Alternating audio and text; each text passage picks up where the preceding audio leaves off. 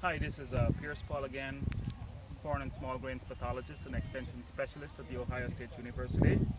And today we're going to continue our videos in the series on growth stage in the wheat plant. And today we're going to look at the flowering growth stage.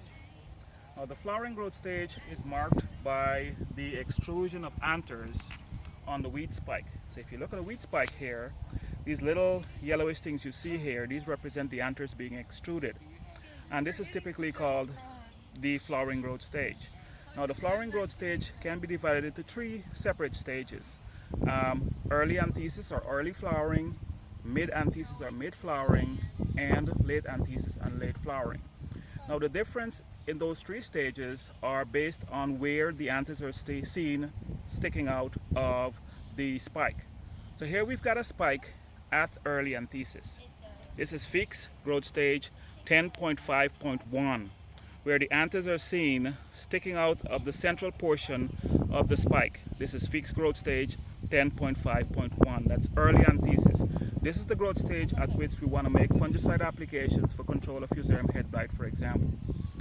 As the wheat progresses in its development, or the heads progress in its development, these anthers are going to start sticking out the top portion of the spike. When they start sticking out of the top portion of the spike, it's called Feekes growth stage 10.5.2.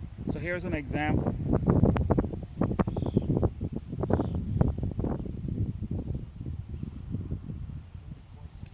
Here we've got a spike with anthers sticking out the central portion of the spikelet, and we've also got anthers sticking out the top portion of the spikelet. This is Feekes growth stage 10.5.2. Now what you should notice here, these anthers are fresh, they're bright yellowish in color, and this is still Feekes growth stage 10.5.2. When you get to Feekes growth stage 10.5.3, that's late anthesis or late flowering, you see anthers sticking out on the lower portion of the spike. So here we've got an example.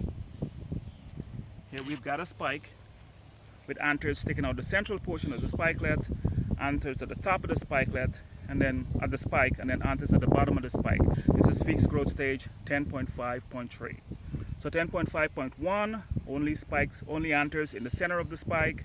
10.5.2, anthers at the top of the spike, and then 10.5.3, anthers along the entire spike. Now you want to be careful with this growth stage from the standpoint of anthers sticking out the spike doesn't necessarily mean you're still at Feekes growth stage 10.5 or 10.5.1 or 10.5.3. Sorry, 10.5.2 or 10.5.3. Anthers are still seen sticking out the spike well into the grain development stages. Here's an example.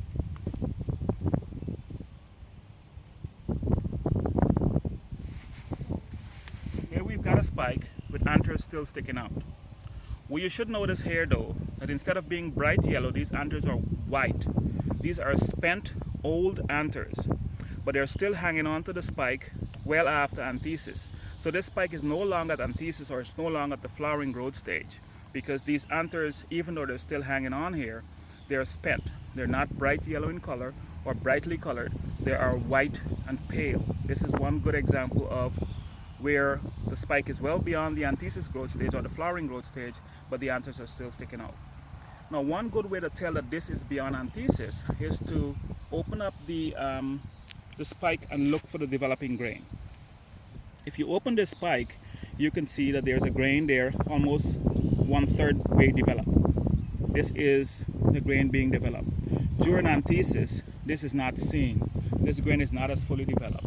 So again, pale colors, anthers sticking out, grain partially developed. This is beyond anthesis. So at anthesis, you look for brightly colored spikelets, anthers sticking out. That's typical of anthesis. Grain development is what we're going to talk about next time. Thank you.